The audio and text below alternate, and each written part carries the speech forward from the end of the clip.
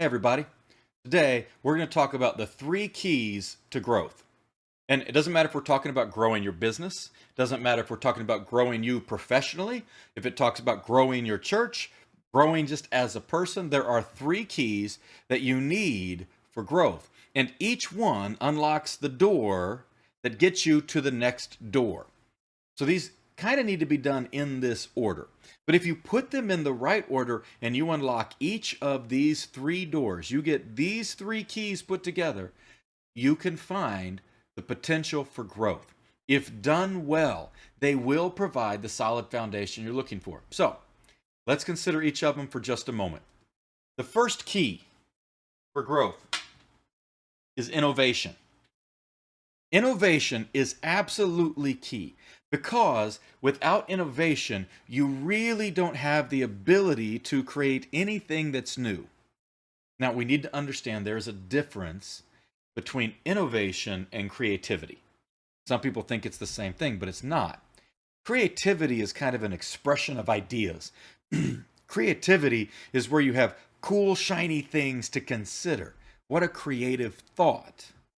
But innovation is when you take those thoughts and you put them into action.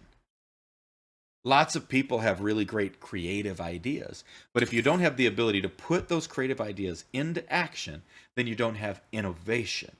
This is where a large amount of your focus in the beginning of your business should come from. If you're about to launch a new product, or you're trying to consider how do you take the next step in your business, you need to be thinking innovation. What is something that is going to be creative enough that when put into action, it can help expand the lifespan of my business? Sometimes it's just figuring out what it looks like for you.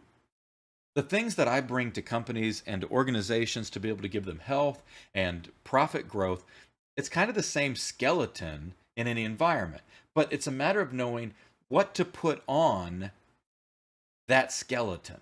What does the body look like that goes over it? What are the clothes that you put on that skeleton to make it fit and really make it useful? That's where innovation comes in.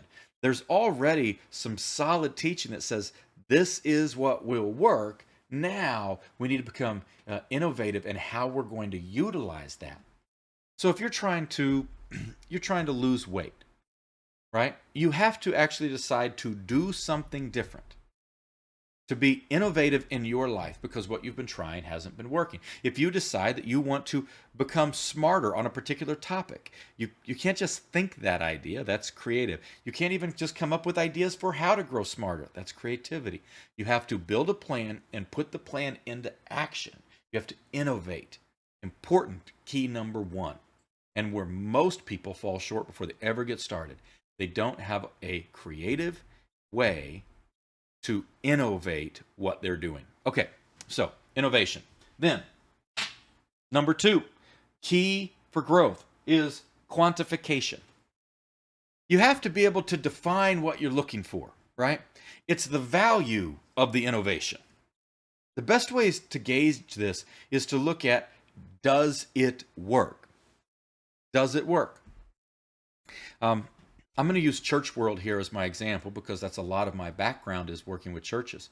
And one of the things that I know to be true that for a business to be successful, they need to be able to show the quantification of their lead generators, right? So if you're going to say, hey, we posted 50 posts on Instagram, how many leads did you get from those 50 posts? Now, once you have that information, then you can decide, hey, do I need to put out 100 posts? Are 100 posts going to get me twice as many leads? Or have I maxed out the capacity of what we're doing? Do I need to alter what kind of posts I put out? Maybe I'm still doing 50, but I improve what those 50 are. Are those getting me leads? Right? What's interesting is if you go into church world and the not-for-profit world, oftentimes in many churches and many not-for-profits, they don't think the same way about, well, what is the quantification of our innovative strategy for social media? What is the actual return on investment? And if you can't show the actual return on investment, you kind of need to go back to step one. What was the point of innovation if you're not going to have quantification? right? Look for the actual responses to what you're doing. As you begin to see this innovative idea put into action created this numerical change, then you have a method for growth. That's pretty simple. None of that's complicated. Just most of the time, people don't think through those steps. So you need quantification. And the third key to success is orchestration. Orchestration. Once you've had a chance to find out what areas of your business are working in order to generate more success, you can hone in on those areas, concentrate on them to help them stand out, to really be out there. The pivotal focus here is to get the most out of your business.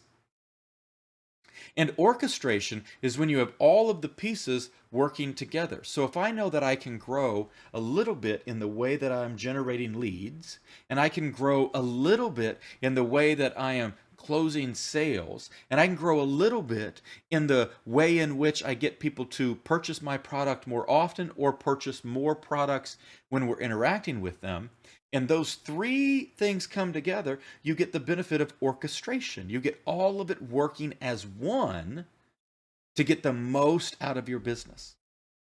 But if you don't have innovation, then you can't quantify what the innovation did, and then you can't orchestrate how the different innovations worked out. You will always struggle. You will always struggle to do this. This is especially beneficial if you want your business to grow beyond one location, because you need that to be so defined that it can be transferred. So, if you need help thinking through those components as to what the most important innovative ideas that need to be quantified for the sake of orchestration for your business, reach out to me, gormancoaching.com. Let me help you do that. I can help you by providing a simple 45-minute profit assessment for your business to determine the most impactful areas to get you the greatest profit growth for you and for your business, so that you can have the freedom and hope that you had in mind when you launched your business, giving you the ability to be generous with your friends, your family, and your faith. All right, thanks everybody. See you soon.